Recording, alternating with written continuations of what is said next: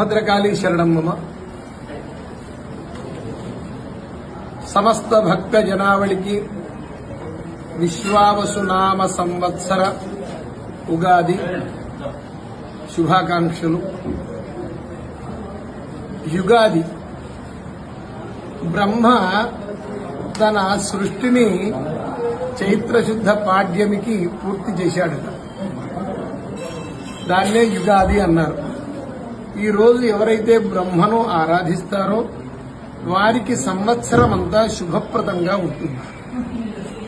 మరి బ్రహ్మకు దేవాలయాలు ఉండవు కదా అంటే, అహం బ్రహ్మస్వరూపిణి మత్త ప్రకృతి పురుషాత్మకం జగతు, నేనే ఆ బ్రహ్మస్వరూపాన్ని, నా నుండియే ఈ ప్రకృతి పురుషాత్మకమైన జగత్తు ఆవిర్భవించింది అని అమ్మవారు చెప్తుంది అథర్వశీర్షంలో. కాబట్టి రేపు భద్రకాళి అమ్మవారిని అందరూ దర్శించడానికి తండోపతండాలుగా దేశాల నుంచి వస్తూ ఉంటారు. అమ్మవారిని దర్శించి సకల జనులు ధరించెదరు.